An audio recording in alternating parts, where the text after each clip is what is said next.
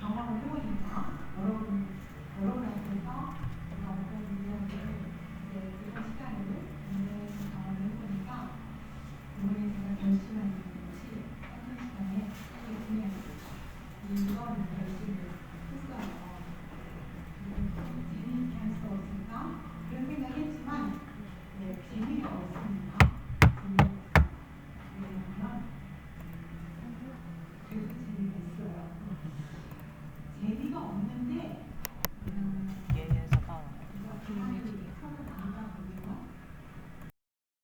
하나님께서 우리에게 굉장히 귀한 어떤 열매를 주시리라고 생각을 합니다. 여러분, 제가 오늘 나눌 주제어는요, 자기 중심성이라는 주제입니다. 자기 중심성 아시죠? 세계의 주인은 누구다? 아니, 자기 중심성이라는 말의 뜻은 세계의 중심은 나다. 이게 자기 중심성이에요. 그죠? 그래서 우리가 세상을 살면서 아침에 눈 뜨면서 듣는 말이 내가 혹은 네가 세상의 중심이야. 그러므로 자신감을 가져. 뭐 이런 위로, 격려 이런 걸 받고 살죠. 네. 그래서 이 자기 중심성에 대해서 우리가 한번 생각을 해봐야 되겠다. 그런 생각을 합니다. 여러분, 지금 우리가 살고 있는 이 시대를 자본주의 시대라고 해요. 제가 알기로는 후기 자본주의 시대다. 이렇게 이야기를 합니다. 그러니까 자본주의가 영국의 산업혁명이나 프랑스의 시민 대혁명을 거치면서 사실은 태동이 된 거죠. 그러니까 근대가 시작되면서 자본주의가 시작이 됐어요. 그죠? 성중군 맞아요. 네. 근데 다 아시는 얘기지만 자본주의는 일단 굉장히 물건을 많이 생산하게 돼요.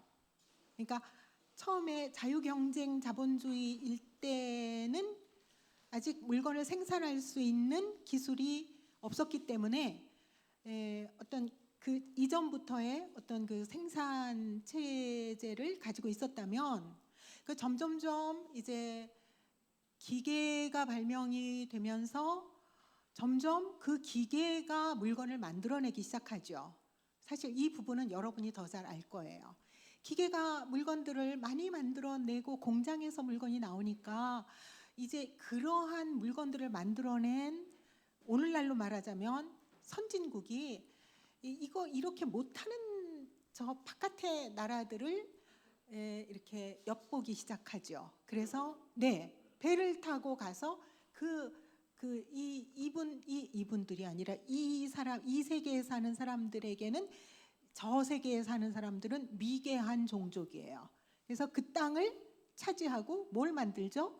식민지를 만들어요. 그러면 누가 빨리 가서 식민지를 만드느냐, 이런 경쟁이 붙은 시대를 우리가 제국주의 시대다 이렇게 이야기를 하고요. 그때의 자본주의를 독점 자본주의라고 합니다. 근데 이 독점 자본주의가 되면서 이미 이 일정한, 여러분, 우리 사회는요 약간 소금의 역할을 하는 그런 인간들이, 하나님이요 그런 인간들을 배치를 해 놓으셔요. 그래서 이 세상 전체가 썩는 것을 막는 어떤 방부제 역할을 하도록 합니다. 그래서 뭐 여러 경우를 예를 들 수 있겠지만, 저는 이제 소설 비평이 제 전공이기 때문에 저는 작가들이 소금의 역할을 일정 부분 하고 있다고 생각을 해요. 모든 작가가 그렇진 않아요. 이 세상의 쇠퇴를 따라가는 작가도 있고, 그리고 멀리 떨어져서 마치 하늘을 독수리가 날아올라서 저 지상의 자기 모습을 내려다보듯이 인간의 삶을 거리를 갖고 이렇게 객관적으로 중립적인 그런 이 가치를 지켜내면서 그 삶을 바라보는 그러한 일군의 사람들을 우리가 좋은 작가다 이렇게 이야기를 합니다. 그래서 여러분 여기 뭐 신앙과 책 읽기라고 이제 제목을 하셨는데요. 저는 그렇게 책을 많이 읽는 사람은 아니에요. Why? 신앙과 책, 제목을 모르셨다가 제가 그래서 이제 제가 무슨 그런데 책 읽기에 대해서 제가 이야기할 수는 없어요. 왜냐하면 저보다 여러분이 더 많이 읽으셔요. 지금 막 읽을 때예요. 네, 저는 눈을 아끼느라고 꼭 필요한 책만 봅니다. 자, 그런데 어쨌든 그런 좋은 작가들이 어떤 작품을 세상에 내놓고 그들이 살아있건 아니면 세상을 떠나건 간에 그 작품이 오랜 시간을 견뎌서 사람들이 계속 그 작품을 읽어요. 그러면 그 작품을 우리가 뭐라고 불러요? 고전이라고 불러요. 고전. 그리고 그 뒤에다 또 이렇게 붙여요. 명작. 이렇게 붙여요. 고전 명작. 그래서 여러분 고전 명작을 찾아 읽으시는 게 인생의 어떤 시간을 아끼는 방법이에요. 이 책 저 책. 왜 우리가 음식점 뭐 어디 이렇게 뷔페 가도 가장 좋은 거 딱 몇 가지 먹으면 뭐라 그래요? 됐다 그러잖아요. 그러니까 이거저거 먹지 말고 가장 좋은 것을 먹듯이 가장 좋은 걸 읽는데 우리 아직 기준이 별로 세워져 있지 않아요. 그래서 일단은 시간이 그 품질을 보증해 주는 작품, 그걸 우리가 고전 명작이라고 합니다. 자, 그러면 자기가 살아온 시대를 가만히 보니까 이 시대 문제가 많아요. 여러분, 지금 저는 여러분의 세계를 잘 몰라요. 그리고 저는 할 수 없는 게 너무 많아요. 그리고 알아들을 수 있는 것도 별로 없어요. 굉장히 문화가 막 속도가 뭐 광속으로 변화되고 있어요. 어떤 분은 참 살기 좋은 세상이다 이렇게 이야기해요. 근데 어때요?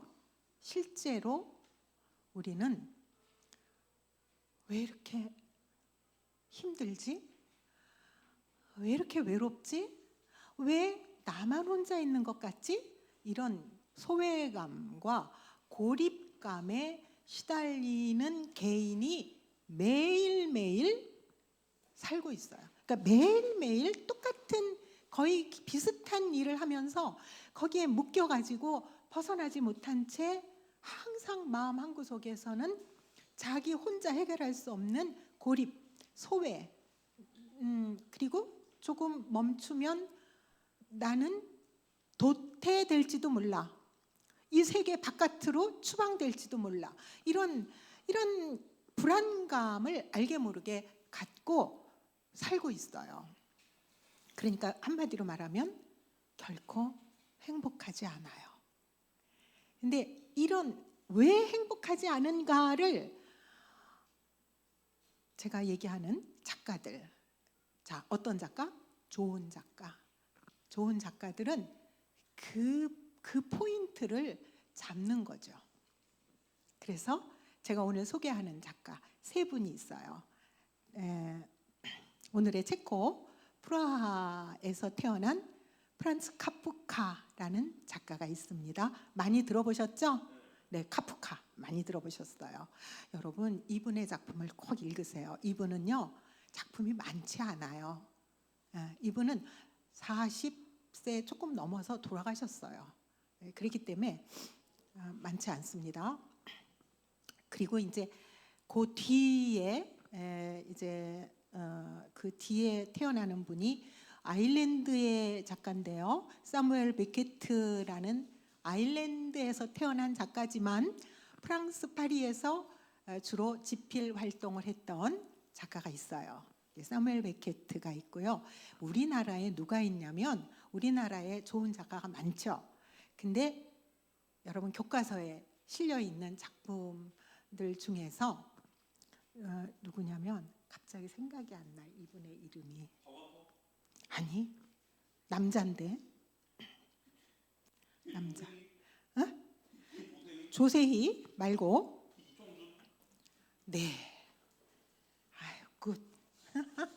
이청준. 여러분, 이청준이라는 작가를 꼭 기억하세요. 이분은 제가 생각하기에 노벨 문학상을 받아도 좋은 작가인데 시기를 근데 사실 지나고 보면 노벨 문학상 받으면 뭐해요, 그죠? 어쨌든 그러한 제 생각으로는 그러한 반열에 들 수 있는 작가예요. 그래서 우리가 보통 이제 작가 연구하는 사람들이 작가를 정해서 하잖아요. 제가 이청준 논을 쓰려고 덤벼들었다가 손을 놨어요. 그 세계가 너무 깊어가지고 단시간에 제가 쓸 수가 없어서 손을 놓은 작가가 이청준입니다. 자, 그러면 세 작가 중에 여러 가지 특징이 있는데 제가 무엇을 잡았겠어요? 자기 중심성에 대해서 인간이 본질적으로 가지고 있는 자기 중심성에 대해서 깊이 들여다보고 고뇌했던 작가들이에요. 여러분, 자본주의 시대가 되면서 우리가 익숙하게 접하는 용어가 있는데 그게 도구화라는 것입니다. 도구화. 도구. 이거 도구죠, 그죠? 의자, 도구. 네, 다른 말로 이걸 사물이라고 그래요. 그래서 도구화는 사물화예요. 근데 이게 도구라서 도구로 삼는 건 정상이에요, 그죠? 근데 슬프게도 근대 이후에, 물론 그 이전에도 그랬어요, 제가 볼 때는. 근데 이후에 이 도구화가 굉장히 심각해지면서 인간을 무엇처럼 생각하기 시작했어요? 물건처럼 생각하기 시작했어요. 인간을 물건처럼 생각하기 시작했어요. 여러분, 무언가를 도구화는요, 그 대상을 이용할 때 도구예요. 여러분은 그런 사람 없죠? 어떤 사람은 어떤 사람을 사귈 때 이 사람을 사귀어가지고 이렇게 써먹어야겠다, 그러고 사귀는 사람도 있죠. 네, 그게 도구화예요. 그 사람을 정말 그 사람이 좋아서 그 사람하고 친구가 되고 싶어서, 혹은 그가 소중해서, 이렇게 그가 바로 내가 지향하는 가장 마지막에 있는 어떤 존재예요. 목적으로 삼는 게 아니라 내가 가기 위한 길에 있는 하나의 징검다리로 삼아서 그 사람을 딛고 내가 좀 더 좋은 곳으로 가기 위해서 그 사람을 자기 발 밑에 딛고 지나갈 때 우리는 그 사람을 사물화했다, 이렇게 얘기합니다.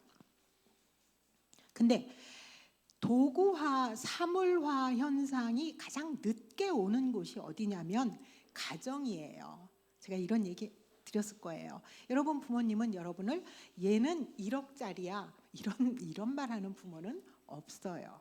그죠? 아들이 둘이 있는데 이 큰아들의 연봉은 1억이고 둘째 아들의 연봉이 5천이에요. 그러면 부모가 1억짜리 큰아들한테는 계란찜을 해주고 5천만 원만 버는 아들한테는 된장국이나 끓여주자, 이런 부모는 없어요.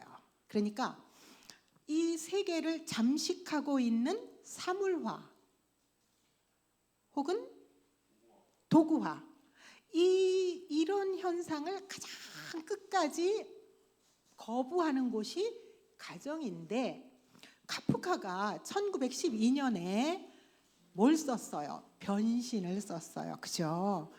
변신. 네, 어느 날 아침 그레고로 잠자가 아침에 일어나 보니까 자기가 흉측한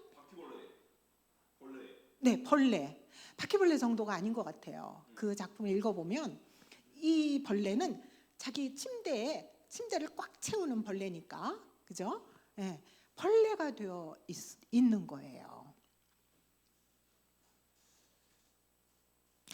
그런데 이 작품은요, 사실 읽어봐야 돼요.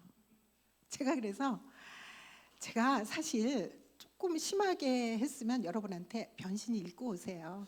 이렇게 얘기했을 거예요. 근데, 응? 잘하셨어요. 네, 잘하셨어요. 성준군.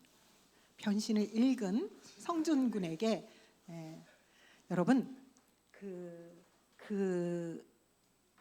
어떤 본질적인 주제를 한번 놓고 이야기를 해보시기 바랍니다. 여러분, 근데 이 그레고로 잠자라는 아들은 이 집의 기둥이에요. 그래서 부모가 빚을 많이 지자 그 빚을 갚기 위해서 이제 영업사원으로 취직을 했습니다. 그런데 그 작품을 읽다 보면 이 벌레로 자기가 바뀌어가지고요, 침대에 누워가지고 꼼짝을 할 수 없어요. 그런데 머릿속으로는요 계속 저 시계를 보는 거예요.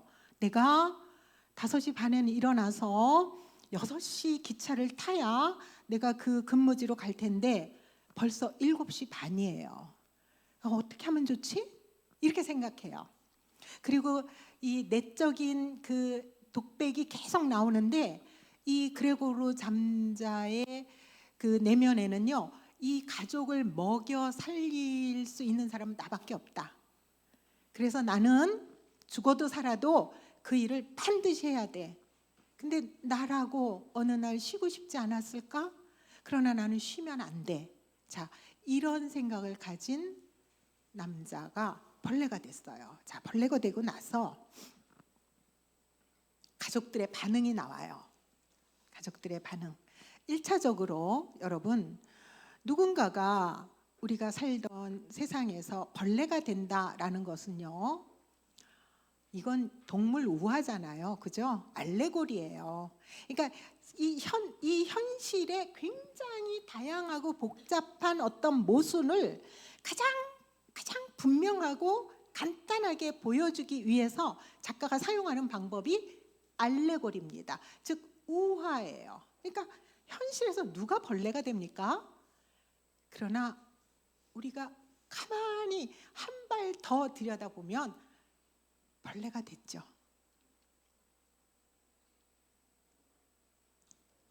여러분, 벌레가 안 됐어요. 벌레가 안 됐지만 여러분, 내 마음속에 뭐가 있어요? 쉬고 싶다라는 간절한 어떤 것이 있을 때 내가 되고 싶어 하는 게 뭐예요? 차라리 벌레가 되고 싶다.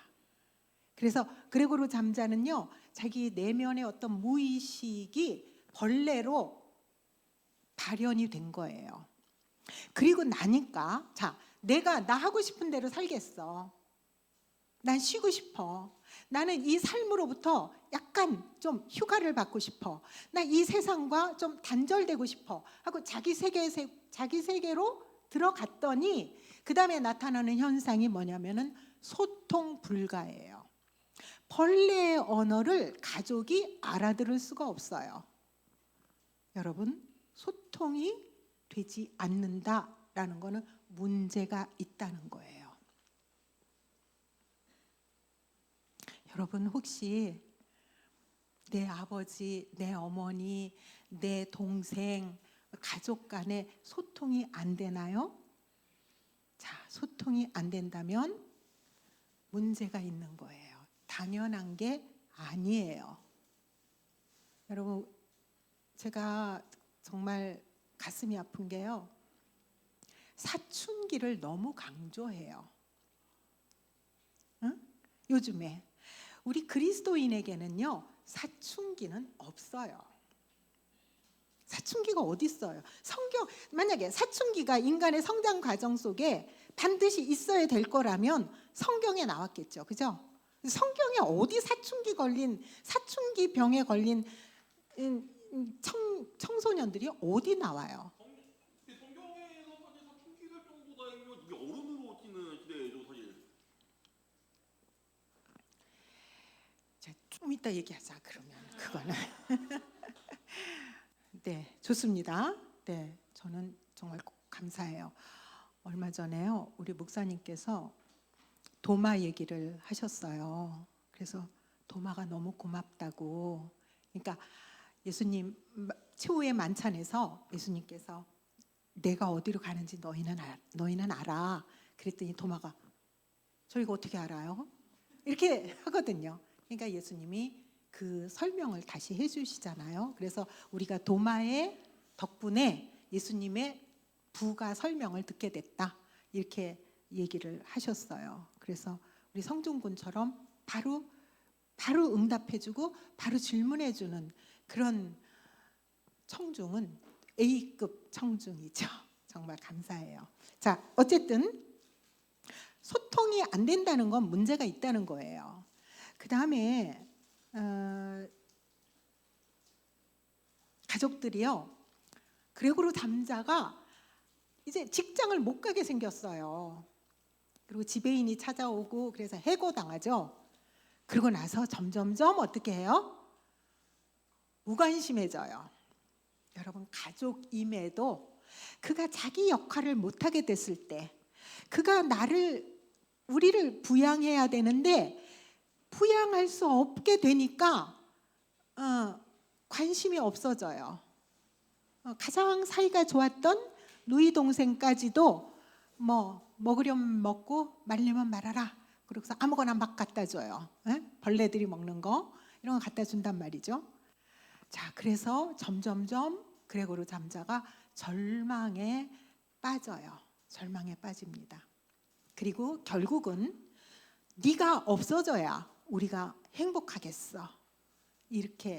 이런 방향으로 흘러가서 결국은 말라서 여러 가지 정말 육체적으로 마르고 정신적으로 완전히 아무런 소망이 없는 그런 벌레가 되어서 쓰레기통에 버려지는 그런 결말이 나오죠. 그리고 나서 가족은 어떻게 해요? 쓰레기통에 다 버려서 가정부가 갖다 버려요. 셋이 어디 가요? 놀러 가요. 이게 더 충격적이죠. 홀가분한 마음으로 자신들의 미래를 계획하면서 차를 타고 야유회를 갑니다. 자, 그 작품을 카프카가 썼어요. 근데 여러분, 그게 1912년에 이미 발생한, 이미 이 삶을 잠식하고 있던, 파고 들어오고 있던 사무라 현상에 대해서 객관적으로 본 거예요. 그리고 나서 1914년부터 그죠? 성중군 1차 세계대전 14년부터 18년까지 1차 세계대전이 일어나죠. 그리고 카프카는 유대인이었어요. 그래서 자기 동생 셋이 다 수용소 아우슈비츠로 가서 가스실에서 죽죠. 둘이라고 돼 있니? 아니 그게 아니라 아우슈비츠 수용소는 2차 대전 아니에요? 아우슈비츠가 아니야. 아니야. 그래도 아우슈비츠는 아니라도 유대인으로서 잡혀가서 죽었어요. 왜냐하면 그가 살고 있는 곳이 체코였는데 체코는 독일 제국에 속해 있었죠. 독일의 식민지였기 때문에. 어쨌든 자, 역사적으로 그렇다고 합시다. 제가 얘기하려는 거는 인간의 역사가 그럼 갑자기 자본주의 근대가 시작되면서 그렇게 나빠졌느냐? 여러분 그렇게 생각하세요? 굉장히 막 봉건주의를 표방하던 그 시대에는 사람들이 행복하게 살다가 근대에 들어오면서 자본주의화가 되자 갑자기 사물화가 되고 도구화가 되고 그렇게 됐느냐? 아니죠. 그렇죠. 아니죠. 어떻게 아닌가? 그 생각 우리 계속 해봅시다. 자, 두 번째는요. 서뮤엘 베케트의 희곡 작품 고도를 기다리며, 그죠? 고도를 기다리며 희곡이에요. 굉장히 얇은 책이죠. 서뮤엘 베케트는 카프카보다 후대 사람이에요. 후대 사람인데 이 사람은 뭐 여러 가지 할 얘기가 많지만 어쨌든 2차 세계대전을 남프랑스에서 겪었어요. 그 독일에 저항하면서 숨어 있으면서, 그렇죠. 레지스탕스 그 활동했어요. 활동하고 나중에는 숨어 있었어요. 숨어 있다가 그 경험을 하고 나서 1952년에 쓴 작품이 고도를 기다리며예요. 보통 문학사에서 고도를 기다리며를 부조리 문학의 전형이다 이렇게 이야기해요. 왜? 조리가 없어요. 조리가 없다는 거는 뭐냐면요. 모든 사건은 원인과 결과에 의해서 사건이 일어나잖아요. 근데 부조리하다는 거는 원인도 없고 그럴듯한 결말도 없어요. 그래서 이 고도를 기다리며는 굉장히 재미없는 작품이에요.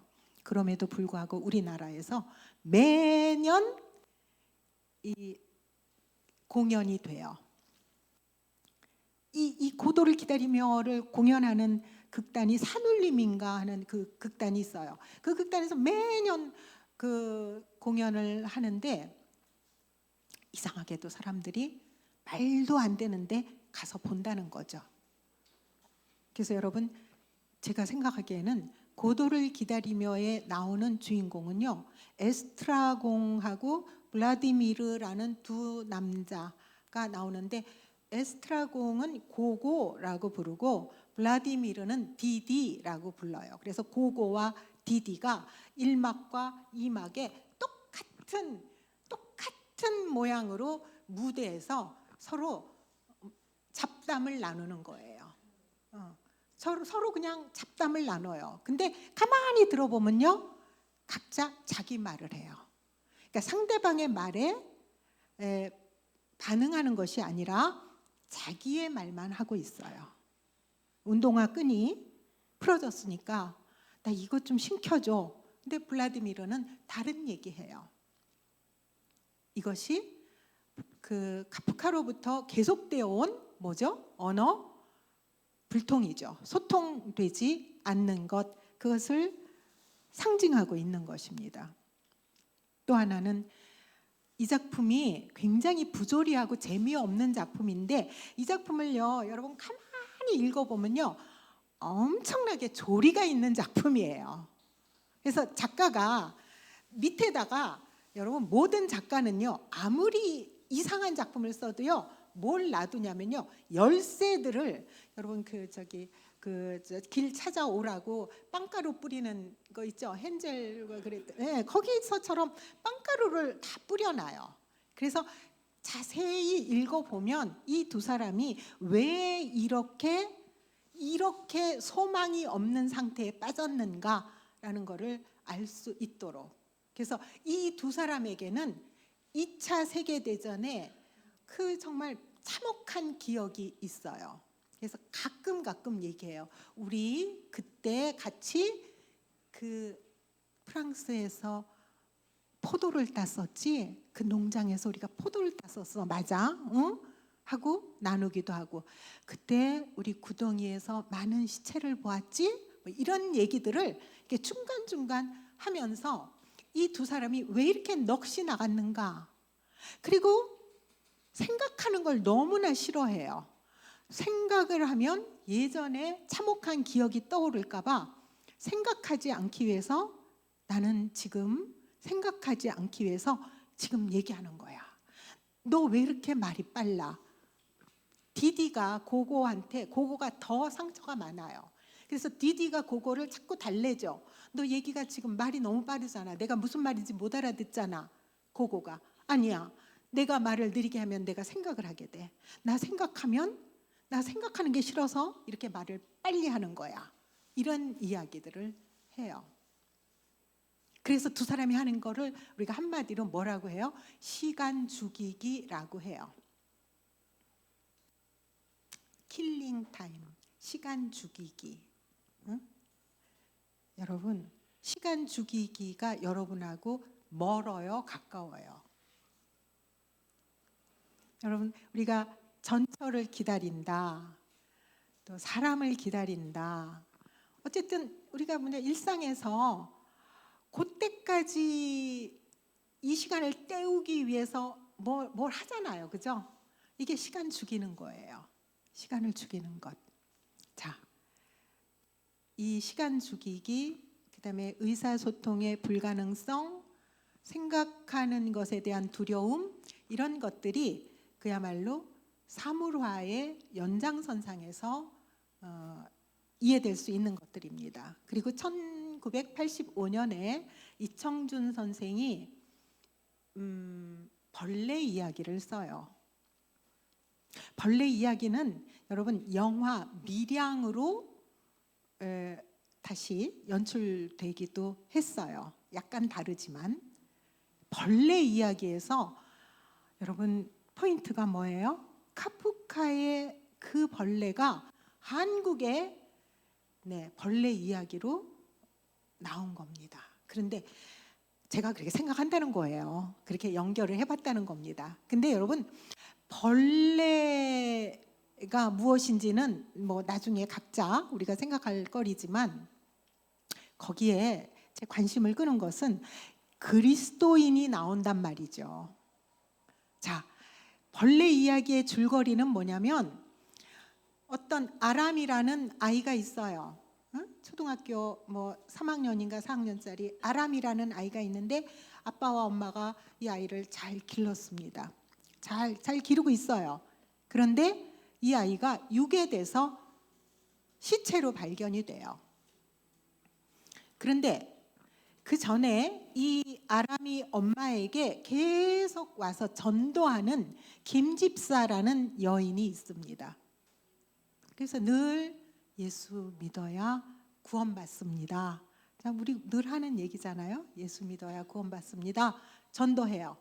전도하는데 아람이 엄마가 자아가 강한 사람이에요. 절대 넘어가지 않아요. 근데 아람이가 유괴됐다는, 그러니까 그 집에 재앙이 일어난 거죠. 재난이 일어났다는 소식을 듣고 김 집사가 매일 와요. 매일.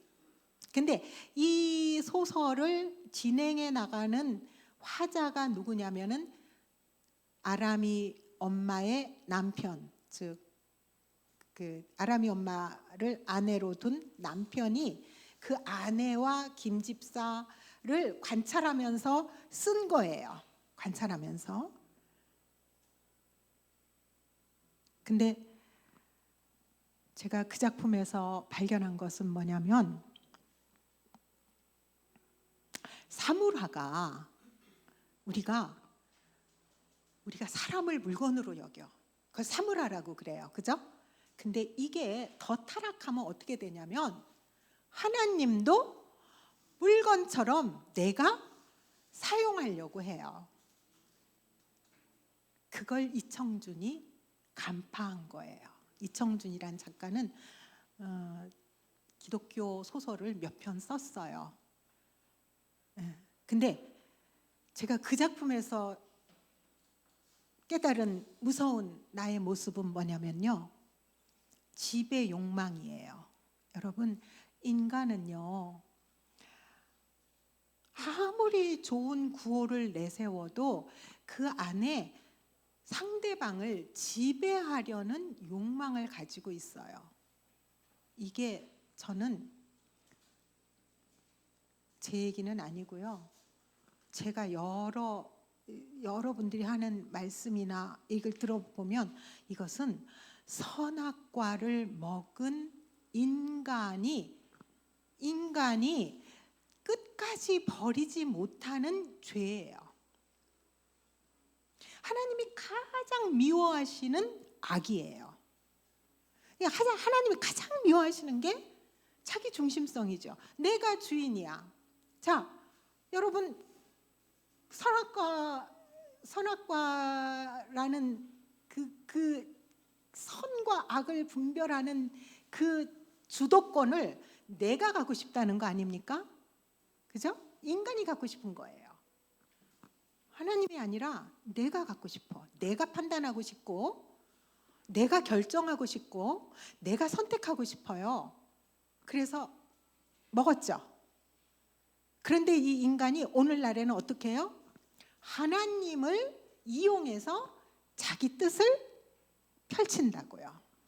여러분, 이게 오늘 제 모습이죠.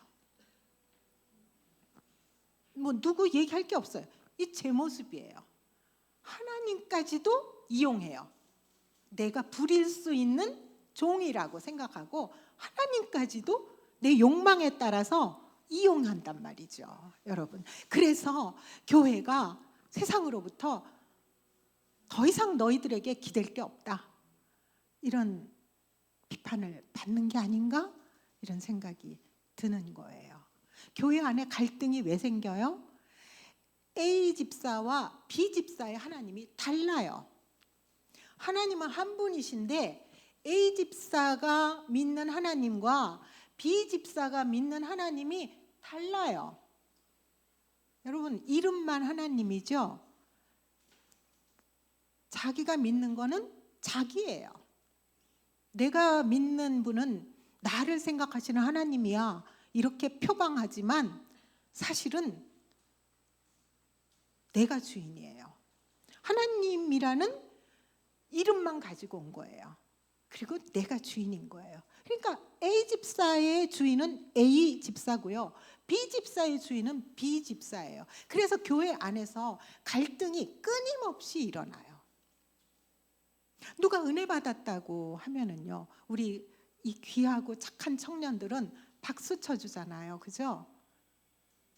아니에요? 그렇잖아요. 누가 잘 됐잖아요. 누가 뭐 정말 잘 정말 모든 어떤 열심히 하던 게 문이 열렸어요. 그리고 우리 진심으로 막 박수 쳐주는데, 여러분, 일부 어떤 어른들, 나 같은 어른들은요,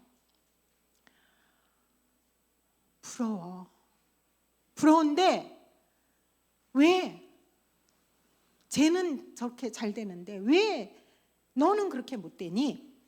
이런 생각을 해요. 집에 와서도 자기 자녀들에게, 어떤 권사님의 아들은 이렇게 잘 됐대더라. 너는 지금 이게 뭐니?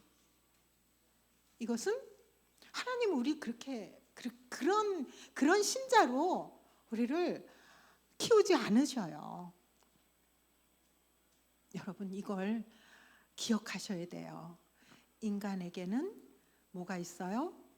자기가 세계의 주인이라는 그런 죄성이 있어요.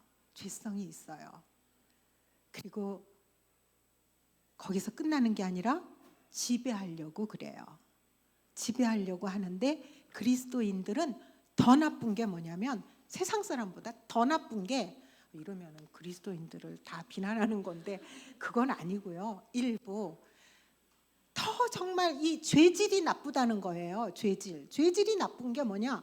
하나님을 자기 것으로 하나님을 내 가슴 속에 하나님을 가둬버려요. 여러분, 하나님 안에 내가 들어가야죠.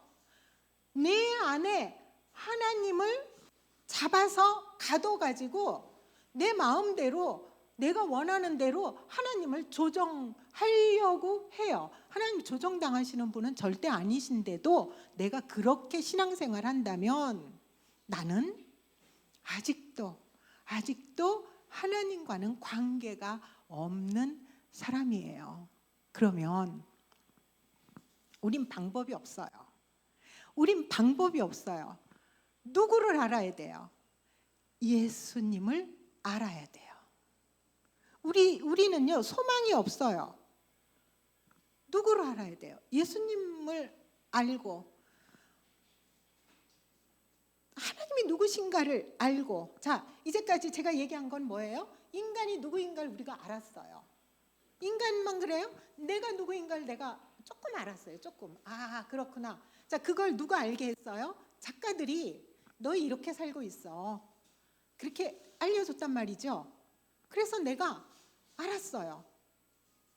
그럼 나는 내가 그리스도인이라면 난 누구를 바라봐야 돼요? 이 소망 없는 우리끼리 아무리 문제점, 아무리 해결책을 우리끼리 얘기해봤자 아무런 소용이 없어요. 예수님을 바라봐야 돼요. 그래서 행복하죠, 여러분. 그렇지 않아요? 그죠? 참 행복해요. 전 여러분을 만나는 게 너무 행복해요. 예배 시간에 너무 행복해요. 네. 예배 드릴 때, 여러분, 예배 드릴 때 저는 제가 아버지가 군인이시라 그랬잖아요. 지금도 저희 아버지가 이렇게 꼿꼿하게 지금도 100세가 가까운데도 그렇게 다니시거든요. 근데 군인의 딸이라서 그런가, 제 남편이 저한테 그래요. 군인의 딸이라서 그런가, 이렇게 저를 비난하기 전에 이제 꼬투리를 잡으려고 할 때 군인의 딸이라서 그런가. 하여튼 또 하나가 제가 평생 교사였잖아요. 그죠? 뭔가를 잘 모르면서도 떠드는 그런 직업이었잖아요. 그래서 저는 태도가 참 중요하다고 생각해요. 그래서 한 가지 이제 마무리로 가면, 예배 시간에는요, 저는 어떤 생각을 하냐면, 목사님이 단위에서 말씀을 전하시잖아요. 말씀을 전하시면 그 말씀이 빛으로 저한테 직선으로 막 와요. 그죠? 막 와요. 이것을 방해하는 그 무엇도 나는 하나님이 허락하지 않으실 것 같아요. 그래서 예배 시간에는요, 제가 예배 드리고 나서 집에 가면요, 너무 지쳐요.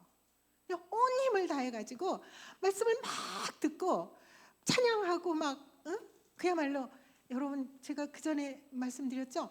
우리가 교회 안에서 예배드리는 시간은 이 천박한 이 세상에서 우리를 불러내가지고 이 보배로운 천국을 경험하도록 하는 너무도 귀한 시간이에요. 이 시간을 누구한테 빼앗길 수 없어요. 근데 그래서 우리 태도는요, 목사님을요 쏘듯이 봐야 돼요. 말씀하시는 목사님께 집중해야 돼요. 여러분, 고개를 팍 들고 집중해야 돼요. 그리고 한마디 한마디를 내가 내 심장 안으로, 그 말씀이 내 심장 안으로 흘러 들어오도록, 막 콸콸콸 들어오잖아요. 콸콸콸 들어오는데 고개도 돌릴 수가 없어요. 너무도 긴장된, 너무도 귀한 그런 순간이잖아요, 여러분. 그래서 여러분, 태도를, 허리를 탁 세우세요. 그 다음에 목사님을 딱 집중해서 바라보세요. 지금 여러분이 저한테 그렇게 하고 있잖아요. 그죠? 그래서 여러분, 목사님이 말씀을 저희에게 베풀어, 이렇게 하나님의 말씀을 옮겨주실 때 우리가 어떻게 해야 돼요? 목사님께서 성령 충만하시도록 목사님을 위해서 기도하면서 목사님의 말씀을 하나님의 말씀으로 우리가 막 받으셔야 돼요. 어떻게 이렇게를 할 수 있겠어요? 이렇게 못해요. 어떻게 무슨 핸드폰을 조작 이렇게 막 할 수 있어요? 없어요. 그 시간은 빼앗기지 않도록 우리 노력을 하셔야 돼요. 여러분, 사도 바울이 그 서신서를 썼는데요. 여러분, 서신서를 가만히 읽으면 결국은 무슨 얘기를 하냐면, 예수 믿는 자로서 너의 성품을 훈련해라, 이렇게 얘기해요. 너의 성품을 흘려내라. 아무 말이나 하지 마라. 여러분, 세상의 언어를 막 갖다 쓰지 마세요. 그래서 여러분 물론 뭐 그런 거 잘 안 보시겠지만 진짜 너무 슬퍼요. 여러분, 요즘 아이들이요, 학교 갔다 오면서 제가 우리 마을에 이렇게 이제 낮에 나가면은 아이들이 이제 초등학교 아이들이 막 와요. 집으로 가는데 막 유튜브 보고 가요. 막 이렇게 가요. 그래서 제가 저도 손녀가 있거든요. 그래서 손녀한테 물어봤어요. 왜 아이들이 이렇게 하고 가니? 그랬더니 아침에 가면서 다 맡긴대요. 그리고 그걸 찾아오면서 그 시간에 이제 오면서 그걸 보고 온다는 거예요. 그래서 제가 한번 유튜브를 같이 이렇게 봤어요. 이럴 수가. 정말 저는 정말 눈물이 나와요. 정말 이럴 수가 있을까? 어떻게 이럴 수가 있을까? 이런 죄를, 이 어린아이들한테 이런 죄를 짓는 이 세상이, 나는 너무 정말 주님 너무 정말 죄송해요. 너무 불쌍히 여겨주소서. 나 진짜 우리 불쌍히 여겨주소서 이 말밖에 안 나와요. 기도라면 어떻게 할 수가 없어요. 네? 부모는 돈 번다고 다 나가 있죠. 또 집에 누가 있다 하더라도 어떻게 하면 돈을 벌까 하고 맨날 돈 버는 궁리만 하죠. 다 그렇다는 거 아니지만 아이는 뭐 이런저런 걸 통해서 말도 안 되는 걸 배워요. 말도 안 되는 걸. 말을 얼마나 잘하는지 몰라요. 유튜버한테 배운 언어예요. 그래서 여러분이 저를 불러주는 게 저는 기적이라고 생각해요. 이런 노인을 세상에, 여러분이 나누는 얘기와 제가 나누는 얘기가 하나님의 언어 안에 통합되기 때문에 우리가 만나는 거예요. 그죠? 근데 세상의 언어는요, 분열돼 있어요. 세상의 언어는 갈래갈래, 어른의 언어, 노인의 언어, 젊은이의 언어, 어린아이의 언어, 뭐의 언어 해서 다 갈라져 있기 때문에 못 알아들어요. 그리고 왜 이 한국어를 제대로 말을 안 합니까? 여러분, 청년들에게 부탁해요. 줄임말 쓰지 마세요. 제발 부탁해요. 우리 한국어를 지키기 위해서 여러분, 일제강점기에 얼마나 많은 사람이 죽었는지 몰라요. 이 한글을 지키기 위해서. 여러분, 이 한글을 왜 그래요? 언어는 정신이에요. 한국인은 한국어에 대한 수호 책임이 있고요. 잘 다듬어야 될 책임이 있어요. 그래서 누가 줄임말 쓰면은요, 여러분은 끝끝내 그대로 쓰세요. 제대로 된 문장으로 답을 하시고 대화를 나누시고 여러분 그렇게 하시기 바랍니다. 그래서 사도 바울이 보면 너희는 신중하라, 너희는 진지하라, 너희는 절제하라, 너희는 정말 꼭 할 말만 해라, 너희는 듣기는 속히 하고 말은 늦게 해라. 이런 얘기 다 뭐예요? 다 성품과 관련된 거예요. 그래서 여러분, 그리스도인인 우리가, 독일 교회에 속한 우리가 한 사람 한 사람이 성품이 예수님을 따라가려고 노력한다면 우리 교회는요, 그냥 정말 하나님이 기뻐하시는 교회가 그렇게 되는 거죠. 누구 막 데리고 오고 뭐 부흥하고 이런 게 문제가 아니고요. 여기에 있는 우리가 바뀌어야 돼요. 근데 바뀌는 기준이 뭐예요? 성경 말씀이에요. 하나님이 옳다고 하는 거 내가 옳은 거예요. 하나님이 이건 악한 거야? 그럼 나도 악한 거예요. 내 생각에는 말이야, 이런 말 필요 없어요.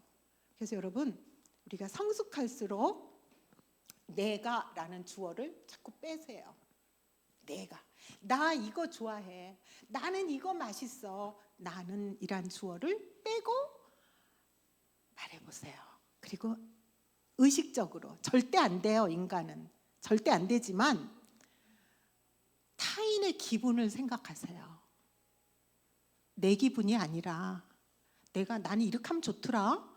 그거 아니에요. 내가 이렇게 하면 좋은데 쟤는 어떨까? 얘는 어떻게 해야 얘가 좋을까? 그래서 타인의 기분, 타인이 어떻게 하면 행복할까? 그래서 자기 중심에서 타자 중심으로 조금씩 가셔요. 네. 70년을 살아도 못 갔어요. 그런데 마음을 그렇게 가지시라는 거죠. 여러분, 제가 결론적으로 말씀드리는 거는 우리가 돌아가는 거 성경으로 돌아가야 되고 말씀으로 돌아가야 돼요. 왜냐하면 하나님이 말씀이시기 때문에 그래요. 예수님도 말씀이시고 예수님이 진리죠. 수요일에 요한복음을 통해서 목사님이 예수님이 누구이신가를 쭉 얘기하셔요. 이제 한 번 남았어요. 6번째까지 다 말씀하셨어요. 응? 그래서 여러분, 그런 인간의 말이 아니라 성경 속에서 하나님은 자세하고 친절하고 인자하고 그리고 사랑스러운 눈빛으로 하나하나 다 설명해 주고 계셔요. 그래서 꼭 성경으로 돌아가는 여러분 되시기 바랍니다. 감사합니다.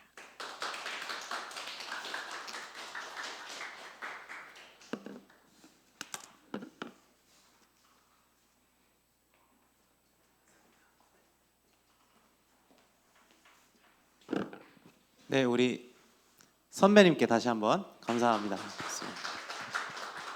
네, 감사합니다. 이 시간 이후로 뭐예요, 원래 회장님? 네, 우리 또 선배님께서 맛있는 간식을 준비해 주셔서 우리 이제 나누면서 교제하면서 먹을 텐데 그 전에 이제 되게 좋은 이야기들을 오늘 많이 해주셨어요. 제가 여러분들이랑 우체기에서도 되게 많이 말했던 부분들 오늘 장로님께서 하나하나 차근차근 되게 잘 말씀해 주셨고, 최근에 이제 우리 그런 이야기도 나눴잖아요. 우리 그 미디어 얘기하면서 그 얘기했던 것 같아요. 우리가 뭘 보고 뭘 듣고 뭘 읽느냐에 따라서 고스란히 우리의 내면이 형성된다라는 말씀을 제가 분명히 드렸던 것 같아요. 그리스도인은 무엇을 내 안에 집어넣느냐와 매우 긴밀하게 관련되어 있고, 우리 장로님께서 70을 살면서도 아직 하고 있다고 하신 그 구간이 저는 우리 예수 믿는 사람들이 평생 해야 되는 일 중 하나라고 생각하는데, 장로님 강의 들으면서 제가 이제 그 예수님 이야기가 생각이 났어요. 예수님께서 우리에게 계명을 주셨잖아요. 제가 이중 계명이라고 말했던 거 기억나세요? 어떤 계명인지? 하나가 뭐죠? 하나님 사랑이고, 두 번째가 뭐예요? 제가 이게 첫 번째, 두 번째 아니라고 했죠? 더블이라고 했잖아요. 같은 거거든요. 그러니까 정확히 말하면 오늘 장로님 언어를 쓰면 우리는 하나님을 사랑하고 내가 아니라 타자를 사랑하는 법을 평생 배우면서 살아야 될 것 같아요. 근데 우리가 어떻게 하면 내 타자, 내 이웃을 수단으로 삼지 않을 수 있을까? 내가 믿는 사랑하는 하나님을 어떻게 도구로 삼지 않을 수 있을까를 고민하자면 결국 그 둘 모두가 우리 인생의 목적이 되어야 될 것 같아요. 네. 하나님을 목적으로 삼는다고 사람을 수단으로 삼아서는 안 되고, 사람을 목적으로 삼는다고 하나님을 수단 삼아서도 안 되고, 둘 모두 우리 인생의 목적이어야 하고, 그 균형을 잡아가는 게 어쩌면 우리가 이 땅에서 하나님의 말씀 속에서 배워야 되는 삶이 아닐까. 그 균형 잡는 게 갈수록 어려워지긴 하지만 오늘 우리 조혜경 장로님처럼, 그리고 또 우리 유은경 부장님처럼 우리 신앙의 선배님들 따라서 잘 배워나가는 저 여러분들 되시기를 축복합니다. 우리 한 마음으로 잠깐 기도하겠습니다. 이 시간 우리 잠깐 기도할 때, 하나님, 우리의 내면을 정결하게 해주시기를 원합니다. 성령 하나님, 우리 안에 임하셔서 우리 안에 주님 말씀으로, 주님 목소리로, 주님의 음성으로, 주님께서 허락하신 우리 선배님들의 음성으로, 또한 우리가 마주하는 말씀으로, 우리가 예배 시간 속에서 목사님을 통하여 듣는 하나님의 음성으로 우리의 내면이 계속해서 깨끗하여지고 우리에게 주어진 타자와 우리가 지향하는 하나님을 목적으로 삼고 이 땅을 살아가는 지혜로운 청년의 때를 보낼 수 있도록 우리의 눈과 마음을 지켜주옵소서. 우리의 귀와 생각을 지켜주옵소서. 우리 함께 한 목소리로 기도하겠습니다. 할렐루야. 하나님 감사합니다. 오늘 이 시간 귀한 시간을 보낼 수 있게 해주셔서 감사합니다. 하나님, 우리에게 날마다 지혜와 용기가 필요합니다. 우리에게 허락하실 그 명철과 하나님을 아는 지식이 필요합니다. 이 땅을 살아나가면서 우리가 온전히 하나님께 배우고 우리 이웃들에게 배우며 살아가기를 원합니다. 우리 겸손한 심령들이 우리에게 허락하신 선배님들을 따라 한 걸음 한 걸음 배우며 사는 인생들이 되었으면 좋겠습니다. 이 세상이 험하고 위험스럽지만 그 모든 순간 속에서 우리를 지키시며 우리를 깨닫게 하시는 우리 주 예수 그리스도와 그분의 영이신 성령 하나님으로 말미암아 우리가 이 길을 끝까지 다 완수할 수 있을 것입니다. 주님과 동행하며 이 길을 걸어 나갈 것입니다. 우리의 내면을, 우리의 삶을 만들어 가시는 하나님과 이 길을 끝까지 잘 이어나갈 것입니다. 하나님, 오늘 이 시간 함께한 모든 심령들을 주님께서 붙드시고 인도하셔서 주님께서 다스리시는 그 나라까지 이루어갈 수 있도록 도와주옵소서. 사랑이 많으신 하나님 감사합니다. 오늘 이 시간 주님의 귀한 딸을 통하여 지혜를 나누게 하시고 주님께서 허락하신 이 시간을 통하여 교제와 또 귀한 시간을 나눌 수 있게 해주셔서 감사합니다. 하나님, 이 땅을 살아가며 우리가 겸손하고 온유한 심령으로 한 걸음씩 배우고 또 깨달으며 걸어 나가기를 원합니다. 너무 쉽게 교만해지고 어리석어지는 우리 인생을 불쌍히 여겨 주옵소서. 우리의 눈과 귀와 마음을 붙들어 주셔서 주님의 음성에 민감한 형제 자매들 되게 하시옵고 우리가 매 순간 위험에 처하고 유혹에 빠질 때마다 우리를 건져 주셔서 다시 하나님의 말씀으로 온전케 되는 귀한 부흥하는 독일교회 청년부 되게 하옵소서. 이곳에서 한 사람 한 사람 주님 앞에 겸손히 나아갈 때 주님께서 주시는 힘과 용기를 얻고 이 세상을 용기 내어 살아갈 것입니다. 이 모든 길을 걸어갈 때까지 주님께서 우리와 함께 계심을 믿고 두려워하지 아니하고 불안해하지 아니하고 차근차근 한 걸음 한 걸음 걸어나가는 우리 청년부 되게 하옵소서. 오늘 이 시간 우리와 함께 계신 주님께 감사드리며 거룩하신 예수님의 이름으로 기도드렸습니다. 수고하셨습니다. 감사합니다. 우리 조혜경 장로님께 다시 한번 간식과 좋은 강의 감사합니다. 박수 해주세요. 감사합니다. 네, 임원들 간식 챙겨서 나눠주시면 좋겠습니다. 감사합니다.